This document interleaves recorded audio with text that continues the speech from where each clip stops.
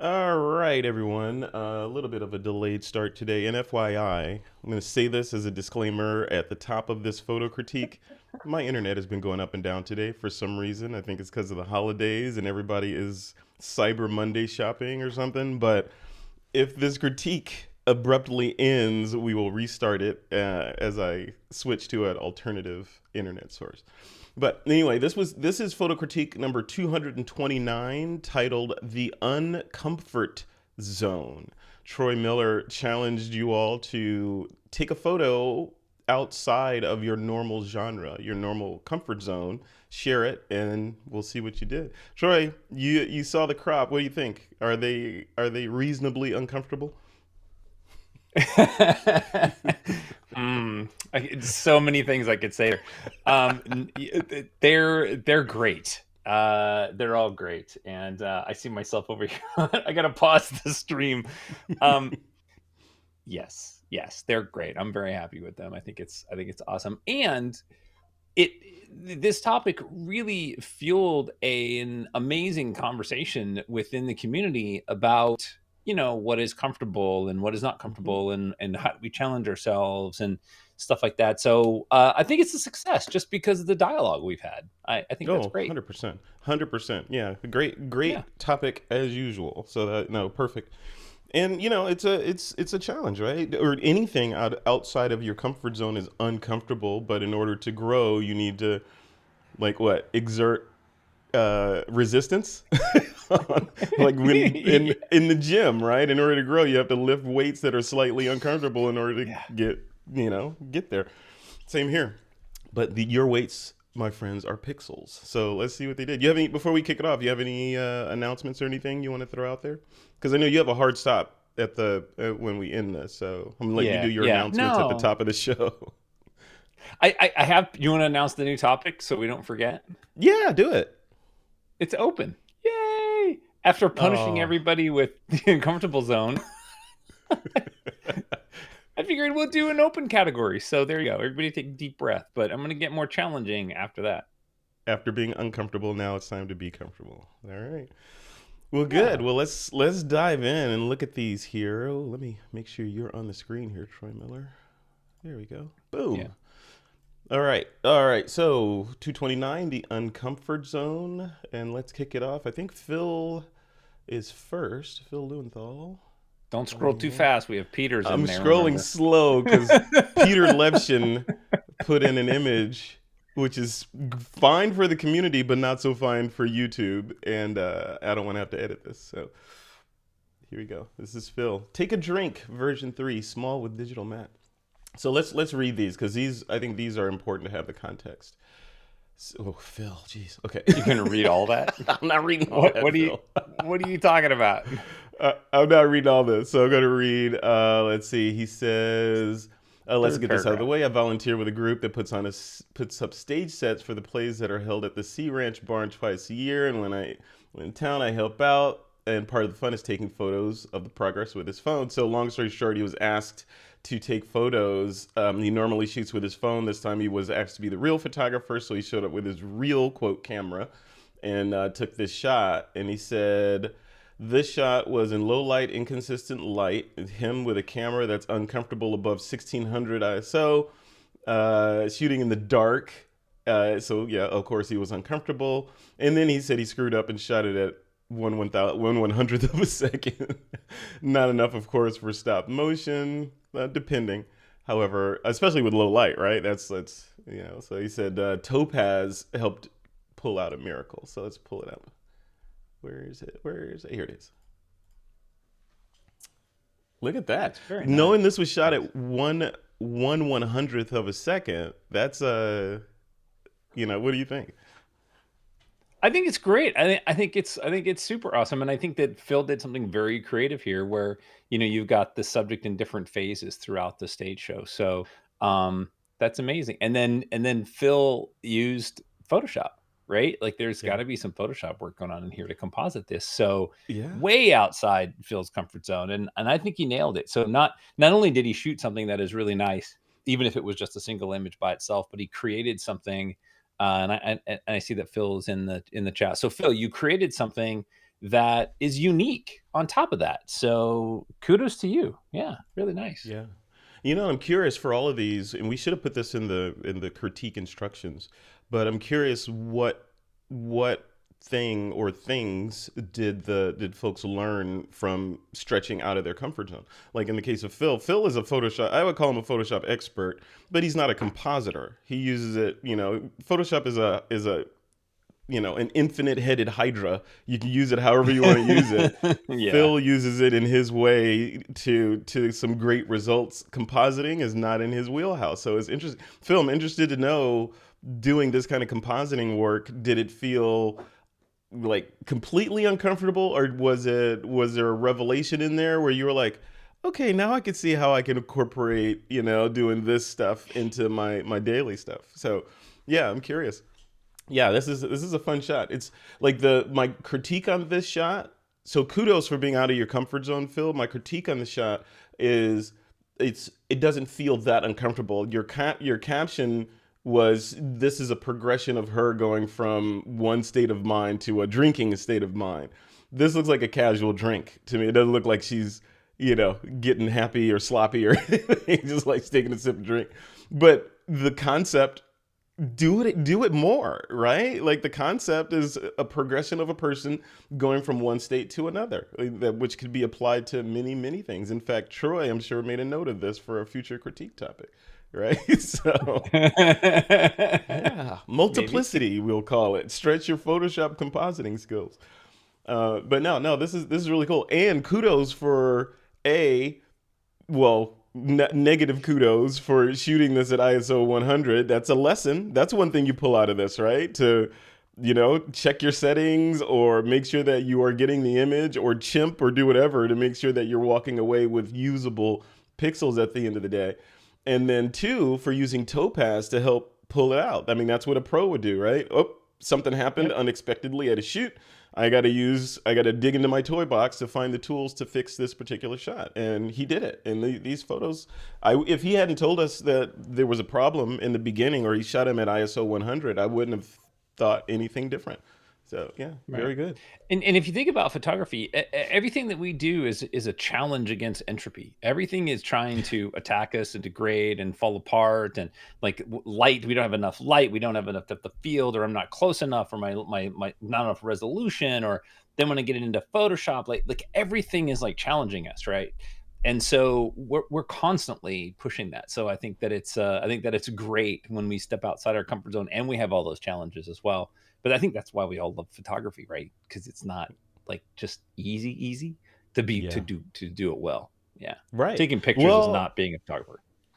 thank you. Yeah, that's being a technician, right? So yeah, well, photography is so interesting. I think that's why it gets me, because photography is art, 100%, right? You're creating art, but it's also a geek's paradise, for toys. There's an infinite amount of toys you can buy in photography, from cameras to computers to phones and tablets to, everything. There's no Yep. shortage of places to spend your money. But then the other piece of it is psychology to me, especially if you're photographing people like you do, Troy. Like you are the I would call you like the master of those, especially those three things, understanding how to get the image correctly so that future you is not pulling his hair out in capture one. And then secondly, you just like the rest of us lust after your gear and your new Nikon Z50, or the 8 or whatever. So you love that stuff, but then you have, over your 30-year career plus, you've developed a superpower to interact with your subjects to elicit what you need out of them, so that when you're in the dark room or the light room or the capture one, Yeah. you can do the right thing, right? It's all those things together. And if one of those tripod legs are uneven, then the shot is affected, right? If you don't know what you're doing behind the camera, then your exposure might be jacked up, or your composition. If you don't have the right gear, your options are limited, especially in low light. And if you are an introvert and you can't talk to your subjects for whatever reason, you're not going to get those poses that you want out of the subject. So yeah, I love this stuff. It's very, very interesting. An infinite headed hydra. All right, so we are going to move on to the next shot. and we're gonna talk about this one on camera. And I'm being tongue in cheek about that. So Peter posted a perfectly acceptable image, but it happens to be a depiction of someone. It looks like they're having some sort of surgery on their breasts, a female having surgery on their breasts. Fine for TWiP, but not fine for YouTube. So we are going to discuss it verbally and allow the community who has access to this image to go ahead and follow along with us as we discuss it off camera, so that Frederick doesn't have to go into Final Cut later and do all of this editing and Edit it, re-upload the yeah. file. So, Yeah. so what do you think? What do you think? So this is outside of the comfort zone, right? And Peter's interesting because I don't feel like Peter has a set genre. Like I've No. seen Peter do travel photography, with tribes in the middle of nowhere. I've seen him do portraits. I've seen abstract from Peter. I've seen fashion from Peter.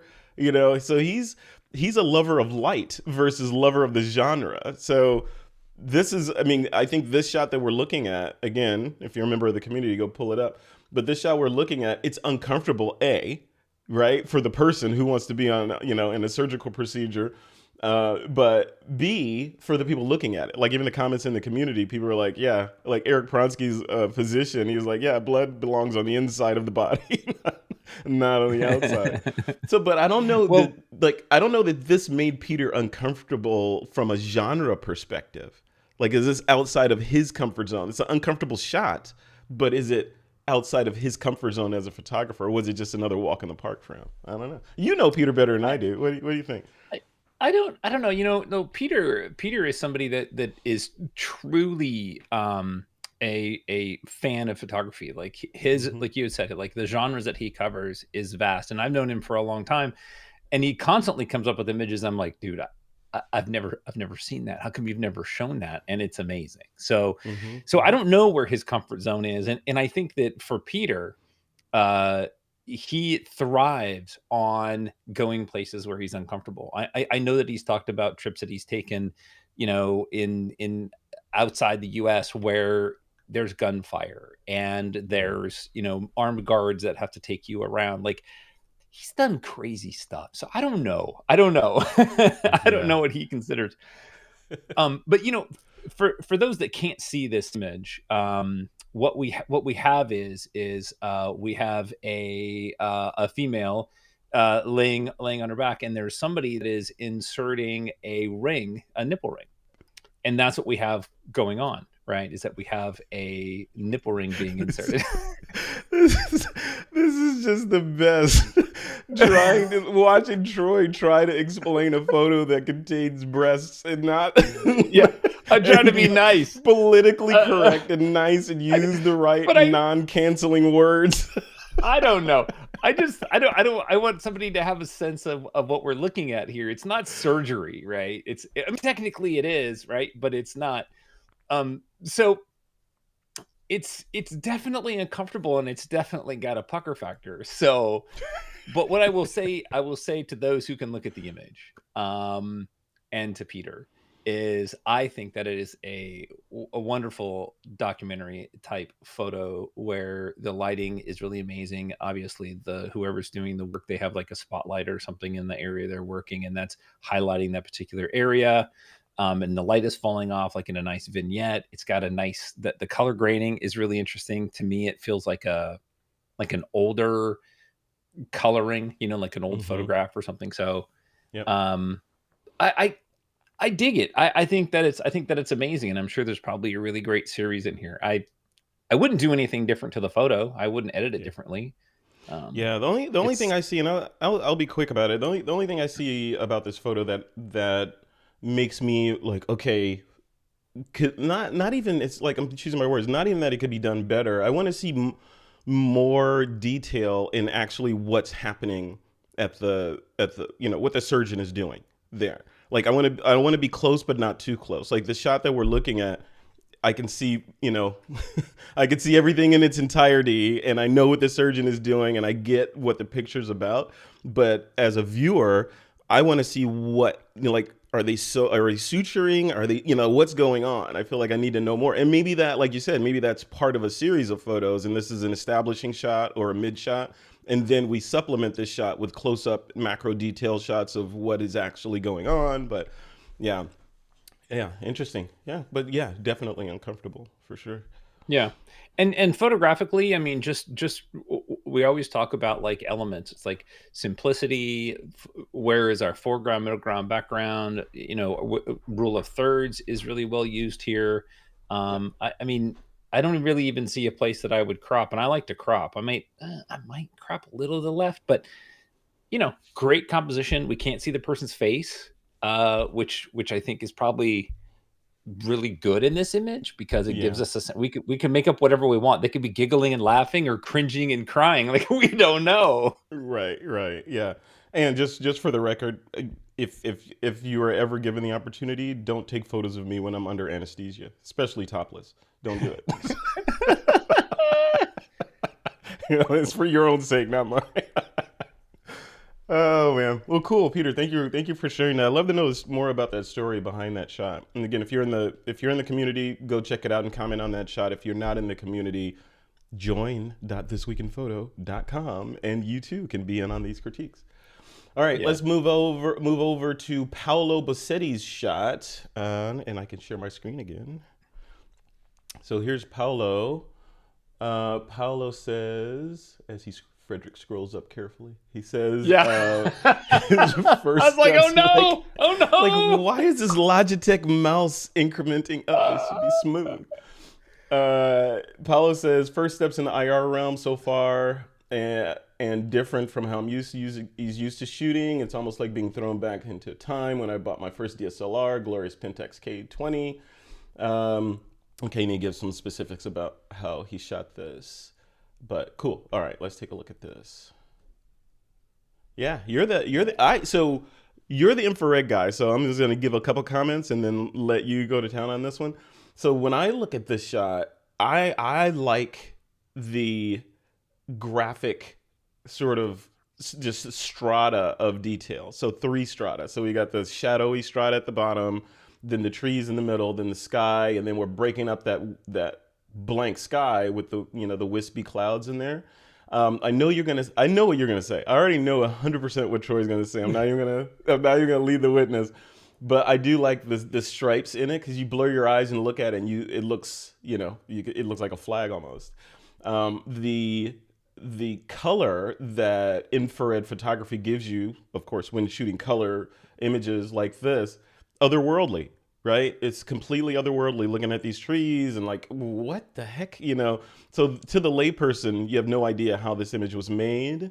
And as we move further into the future, people will start throwing out phrases like, "Oh, that must be an AI shot. That doesn't exist Right. in the world. That's AI, right?" But we know it's not. This is actually, optics and science making this image. So from an infrared photographer's standpoint, since you know all about this genre, what do you say about this one? I love the image. Now, to be fair, I this is a colored this is a color infrared. So when it comes out of the camera, it's almost pure magenta, and then you do some color correcting, and you can get some tonal separation. So that's what we have going on here. I don't do a lot of the faux color or leaving color infrared. I tend to see everything like finished in black and white. So I love what Paolo is doing here, and I love the fact that he left some of that color in there. But I kind of wish it was black and white because it Mm, would really pop and create some more contrast. But with the composition that we have, I like how Paolo is very good at using shadows and simplicity and layering. So I love the shadow, then the light, then the sky, and then the clouds that are in there. And where the clouds are compositionally, I really love that as well. So this is a wonderful image. Yeah, I really dig it. oh. I would like to see more. Yeah, same here. I could have swore you were gonna say something about that shadow down there. Like the shadows are, you need more detail in the shadows or crop differently so there's either more or less shadow. Like I was thinking Now, you would have said crop up, like get rid of the shadow, except that little tuft in the middle there. Like get rid of the shadow, reducing the elements in the shot to just the trees, the sky, and the cloud. But you're and okay with the shadow in there. yeah, I think with infrared, I tend to lean more into shadows as part of my subject because they become so prominent, and so this creates a layer. There's still a little bit of detail in the shadow, which I appreciate. It's not completely blocked up. The one thing that bothers me is that the clouds are touching the edge of the frame, and I wish that Hmm. that cloud wasn't actually touching the edge of the frame. I wish that there was a little clean spot, before the edge of the frame. But Paulo, that's not his style, so I didn't really bring that up. But other than that, I love the shadow. It creates layers, so I Yeah. think it's good. Yeah. When you say layers, when you see a shot like this and you think about layers compositionally, I'm just curious. Like, does your brain see layers like Photoshop layers, like stacked, or do you see layers as in a layer cake looking at it from the side? Like, how does your brain like grow? And some people see layers looking at it like, okay, the thing closest to me should be at the bottom, and the things on top of it should be further and further away. Like, how does your brain work? I don't really see it like that. I see it all different ways. I mean, like in this image, I see it sort of like compositionally drawing me into the subject, right? So the Mm-hmm. subject is the pink bushes. Mm-hmm. Without the shadow at the bottom and the sky at the top, the pink bushes themselves don't really stand out as a subject. Imagine there was no shadow at the bottom and the pink bushes went to the bottom and there was no sky. Then we would be like, oh, it's just bright pink, right? So the subject isn't standing out. So for me, layers is about creating vertical space and depth within the image so that I can isolate the subject matter better. Mm-hmm. Mm-hmm. And so Mm-hmm. the clouds are layered on top of the sky, the bushes are layered on top of the sky, the shadow is layered on top of the bushes, and so that gives me stuff to read through the Mm-hmm. photo. Yep. Yeah.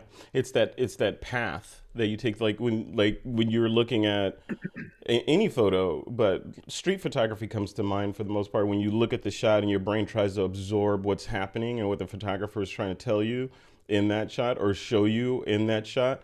We follow a path, a predictable path, right? Like Hmm. normally it's like a is it, and I don't know if it's cultural or based on how you read left to right, right to left or whatever, but I find myself looking from left to right, maybe because I read from left to right, but left to right kind of in the image as a general rule, and then the next thing my brain does is all that compositional stuff. The brightest thing in the shot, are there words in the shot? Are there faces in the shot? What are those faces doing? There's this weird hierarchy that you just kind of automatically go through when you look at shots. When they're simple like this shot, and or abstract, and it kind of it short circuits it and pushes you more into, let's look at this art for art's sake versus it's telling a particular story. So yeah, I dig it. Yep. And the frame again. Whenever Paulo posts the image in here, I love his border work. You were trying to do that? Did you ever get through that, Troy? Figuring out how to build the macro to automatically put the borders on your images Yeah. like this? Yeah, I had to build it in Photoshop, um, Oh, because I you don't got use macro? Lightroom.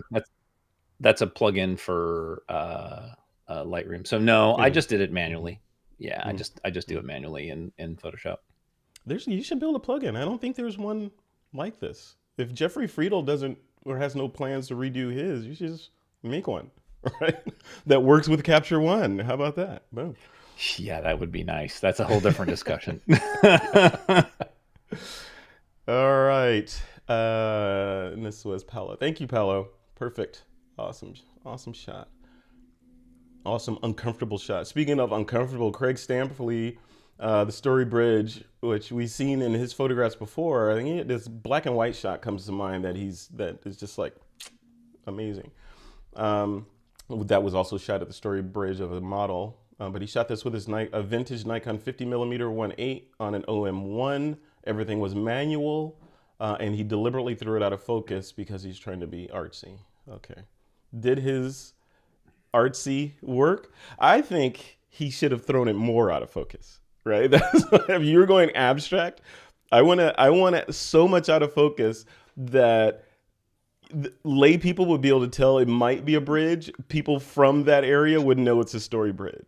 Right here, it feels like it's the shot before the shot because it's not enough out of focus. I don't know, or it's a background. This would be a great zoom background, right? I don't know. What do you think? Oh yeah.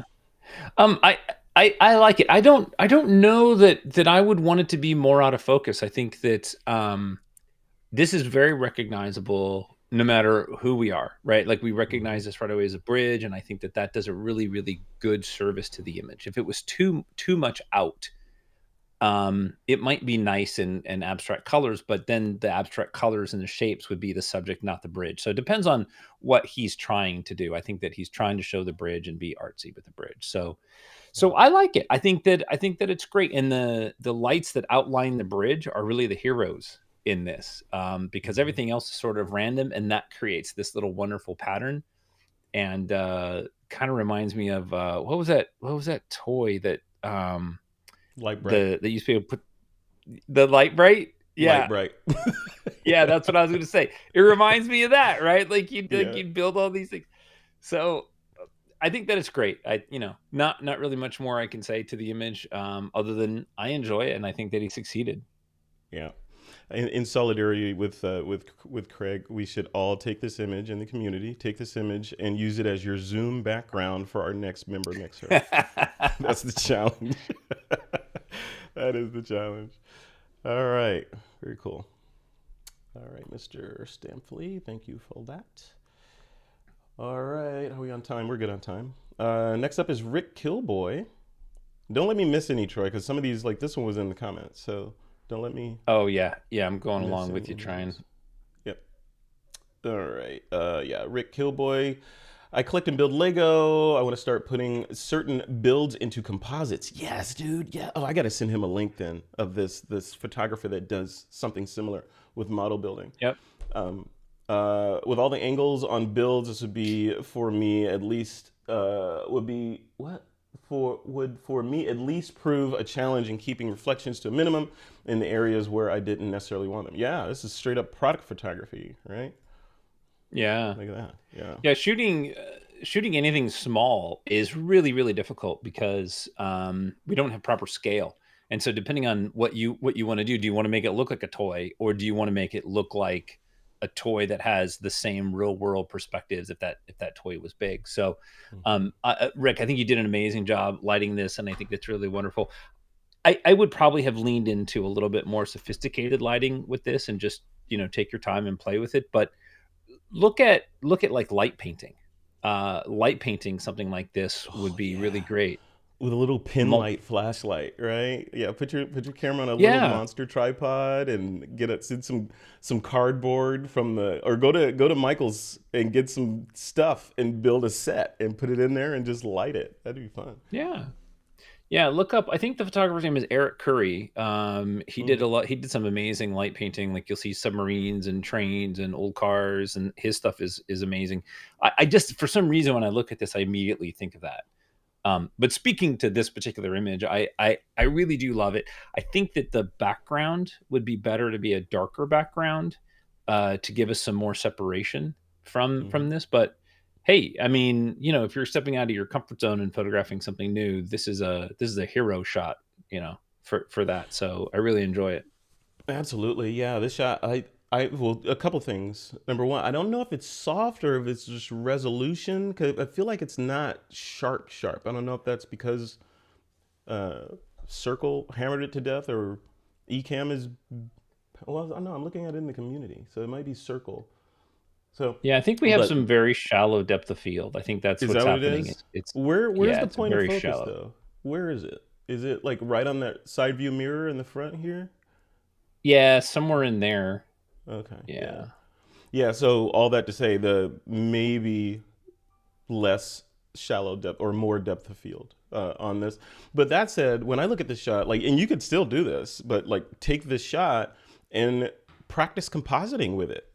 Take the shot and Focus see if you stacking. can. Yeah, well, focus stacking. I was gonna say like put it like go out and you could do this in like pixels or whatever and go get pictures of roads or whatever and try to find one that matches the perspective for this shot and then put the truck on the road, kind of that stereotypical shot with the black road with the two yellow lines in the middle and then kind of the road going off into the vanishing point in the background, something like that, like, and to practice compositing this into a real world scenario in anticipation of doing something more purposeful, and telling a story or doing all of your Lego. He said he's an avid Lego builder.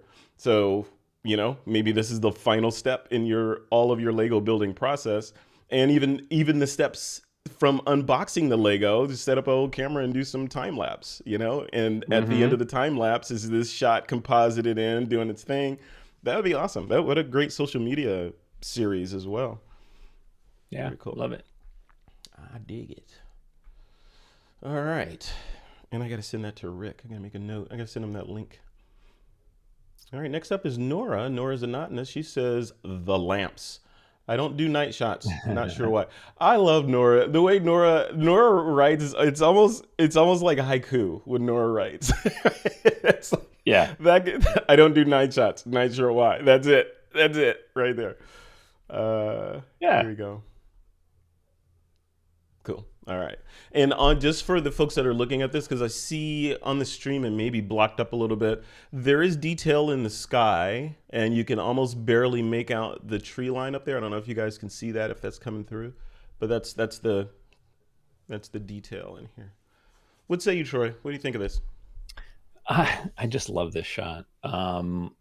It's one of my favorites. I just to me it's so simple and yet it's so incredibly powerful, and it draws us right in to that little window in the center.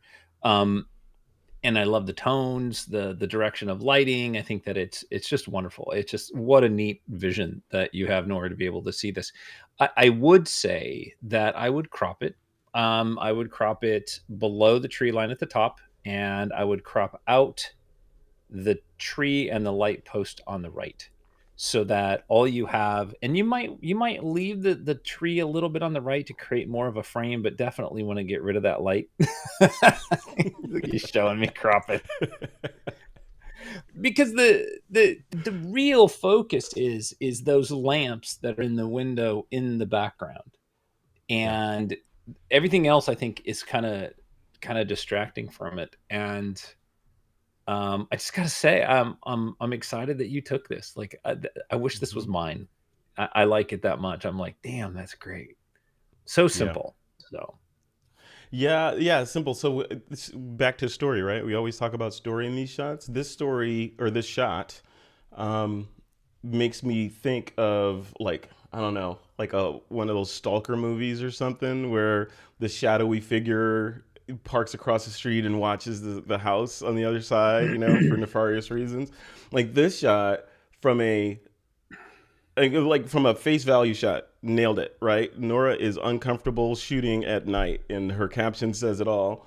But I think she pulled off something here that's worth exploring. Like these kinds of mysterious shots that are using the darkness as a compositional element versus this, like traditionally photographer means recorder of light, not recorder of shadow, right? But traditionally we're fighting shadow for the most part, right? We're trying to make sure things are illuminated properly or using soft light or harsh light or whatever the case may be. So we're trying to get rid of shadow. And like what it looks like here, whether intentional or not, is that Nora is embracing the shadow and is using shadow as a compositional element, and the light is almost fighting for survival in the sea of darkness here. So like when I looked at this though, I was like, man, wouldn't it have been cool if there was, a trench coated shadowy figure leaning against that tree, right? It's smoking a cigarette, and you can see the wispy smoke coming up or something. And they're facing towards that window. Their back is to us, facing that window, which would change the whole thing, right? Now we're like, okay, why is that figure standing there clearly at night looking at that window, and they have no business being? So that builds a story. Looking at it here, I mean, you could make these stories in your head of what's happening in here, but a little bit of a character or some other element in here to make it a little bit more purposeful, I think would have gone a long way. Even something like, and I know this wasn't there, Nora. I'm not saying that you should do all these things, but like something like a rusty red tricycle on that sidewalk or something, at the lower on one of the right lower thirds, something, just to like, you oh, watch too many that's scary movies. shouldn't be, dude. My brain has been in a scary movie mode for some reason. I don't know why, but See, for me, this to me is cozy. It's quiet.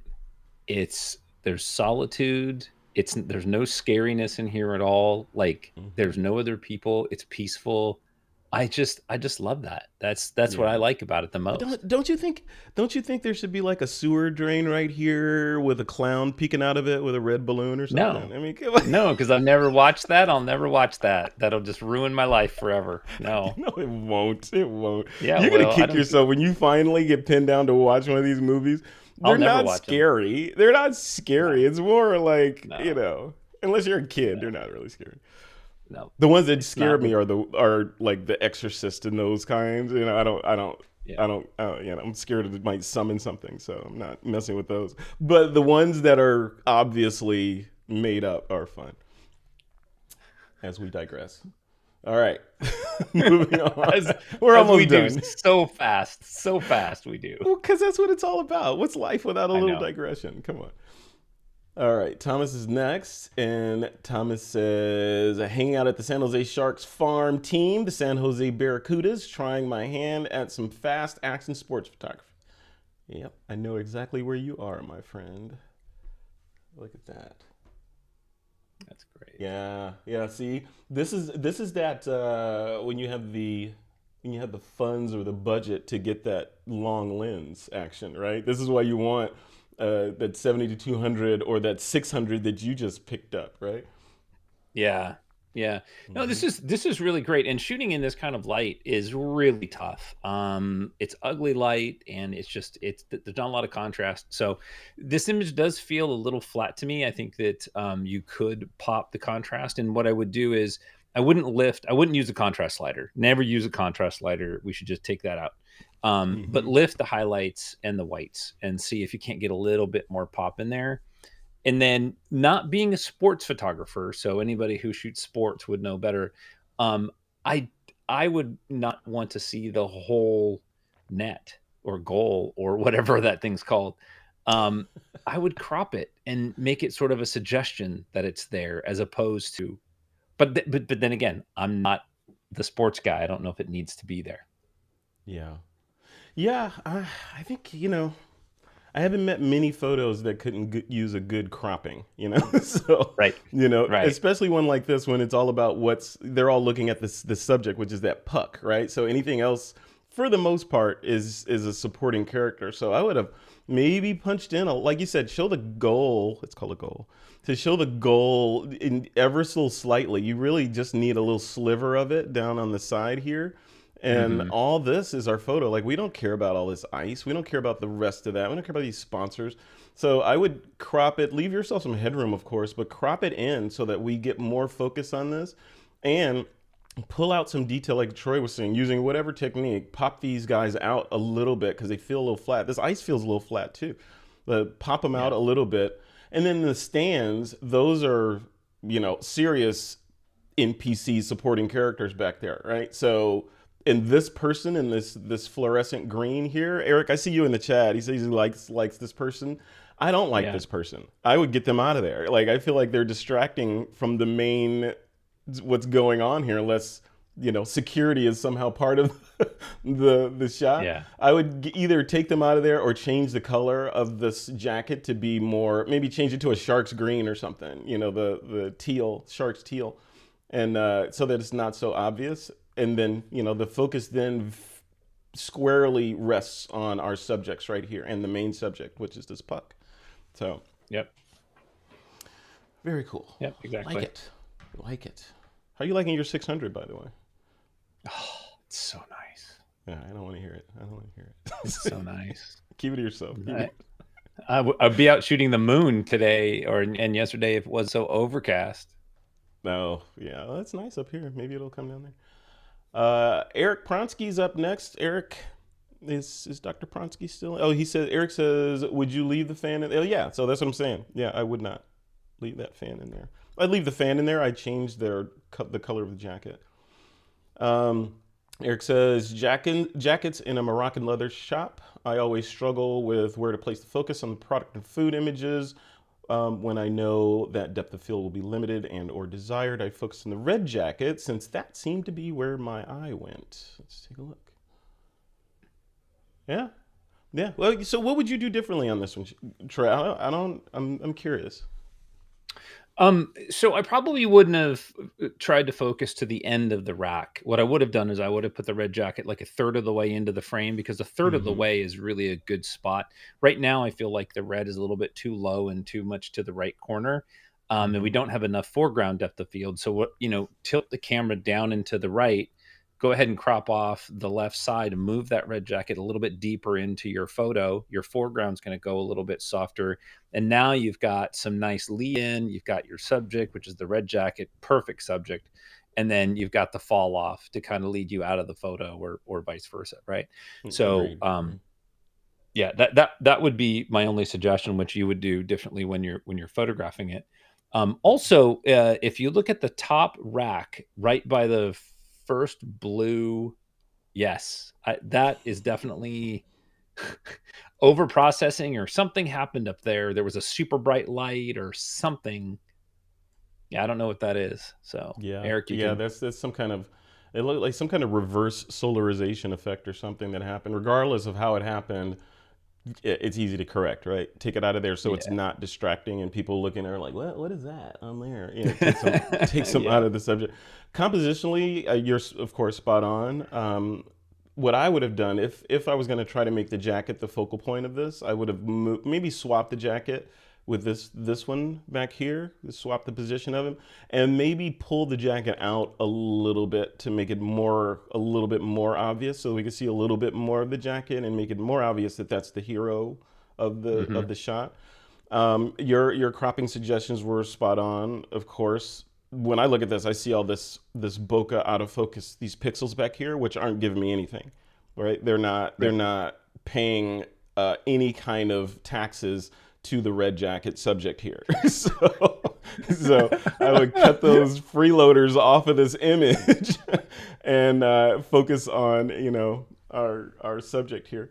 But other than that, yeah, cool shot, cool idea too, right? And Good eye. what an Yep. what an exercise in compositional elements. Like here we're using color and focus and composition, of course, or framing to tell a story of our image. And if this whole story is about this red jacket that this person has been wanting forever and ever, and they finally found it in this out of the way store somewhere, and it was peeking out, and they had to have it.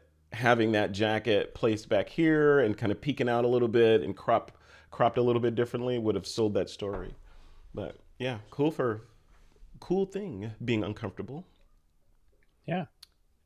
All right, I think we're close to the end here. You got Karen. Yeah, Karen. Look Yep. at Karen Karen under says the it is. wire. Uh huh. Look at that, Karen Sweeney. We see you. Look at that. Yeah. Uh-huh. No problem. All right. Karen says, shooting into the sun and wondering if such a simple concept is good enough. What you talking about, Karen Sweeney? Of Oh, course. Karen, the simple concept is what is great about so many images. I mean, we get so hung up on, detail and all these objects, and it becomes overwhelming, and we tend to forget that. I always think that simple is better. It's Mm-hmm. like, what is that saying, that slow is smooth and smooth is fast? I Mm-hmm. think about that in photography, right? Less is always more. Um, and I go back to that analogy that if I was painting and I just wanted to paint like a welcoming, serene sunset, like this is where you start, and maybe that's where you stop. Um, so I Yeah. love this. I love this so much. The only thing that I would hope for is I wish I had more sky. Mm-hmm. I love Mm-hmm. sunsets, and I love that. Just some more sky to just kind of draw me into the woods that are there. But even if you don't do that, I dig it. What a brilliant shot. Yeah, I agree. Even then, just like more sky and less darkness down here. So if you could like just panning up, just a little bit, maybe like this much panning up, so you get more sky at the top and less black down there, which you could totally do, right? I mean, even if you could just take this image and crop it accordingly, and if you're into such things, generatively fill the pixels up here to give you a little bit more headroom at the top, and it will match these. Hopefully, if it does it correctly, would match the gradient or the gradations in the sky and all that, so it would look realistic. And then there you Hmm. go. But I love the shot. I love the the sun back there, and yeah, shooting into the sun. No one does that. We're told not to even look at the thing, right? So, Right. shooting into it and using the tree line as a silhouette kind of gobo, brilliant. I like it. I don't think I've ever seen, or maybe not ever, but I haven't seen many sunsets like this. So this is well done. I could see this big. If the resolution Oh was there, yeah. printed big. Yeah. Hmm. This would make a great panoramic background for our monitors. Remember we were making all those backgrounds? Yes. Like, this would be the bomb. This Oh, would especially for October, but yeah, even now. All right, let's do it. Let's do it. Karen, we need your permission to make our backgrounds your image. Yeah. So, all right, let's wrap it up, Troy. I know you got to go in a second here. I'm gonna reload the Yeah. page, make sure we got everybody in here, and my internet held out. Knock on wood. All right. See how I scrolled past Peter's real quick. All right. Oh my All right. gosh. I Be scrolled careful. past it. Yeah, you didn't get me. All right, cool. All right, you have a favorite for this crop? Of all our critiques, I always have like one that's super easy to pick, and this is one of the hardest for me to pick. So I'm gonna let you correct me, but I'm just gonna go with my favorite, and my Hmm. favorite is Nora's. It's just my favorite. Interesting. I don't have an argument for why. It's one of those images that speaks to me. So I can't justify it. I can only say I just really like it. Yeah. Um, Well, I mean, art is art. There's no justification needed in what you like and what you don't like. That's the whole point. well, I Yeah. usually have an argument. I usually have a good argument for the image. Hmm. But I just love this. I really do. So I'll default to whatever your decision is if you have Well, we another can choice. have two. I like this one. I especially like it because of. I mean, I think her haiku here got me right. That could be the caption. I love this Yeah. haiku. It's brilliant. So yeah, so this shot can absolutely be in there, but we can have two. And mine is this one that we just looked at. Okay. Oh, I yeah, like that. I that's a like good that a lot. choice. Yeah, especially when you That's a threw out great there, choice. I mean, this cannot not be a multiple monitor, wallpaper setup. It's got Yeah. it's got to be. This is great. I love this shot. And it fits the title of the critique. All right, so let's wrap this one up, Troy. Our next critique, which is going to take place in December, not on the 4th, which is next week, but on the 11th, December 11th at the same time. We'll be doing this here Yes. critique again, and the topic is do what you like, right? Whatever you want to do. Man, yeah. Yeah. So, and Troy, look, the internet I gods know. I know. It are knows. the internet gods are saying wrap it up. I'm gonna cut it. All right, man. Have a good one. Any final words for the critique watchers for the next 2 weeks as they participate in the open? I'm not gonna take you full screen, by the way. Ooh. Just enjoy the weather and the season. Like, just embrace it because it's only here once a year. So Yeah, yeah. Get out and shoot. And my personal kind of commitment is for my birthday, by the way, which is tomorrow. yeah. I got Nicole got me some of those Ray-Ban Meta sunglasses, the smart glasses with the Oh. camera in there. And I was like, because I've had some before. I think I had the Amazon glasses or something, which were complete garbage, right? But these, just to leave it on a nerdy note, these glasses record 1080, only vertical though, 1080 video.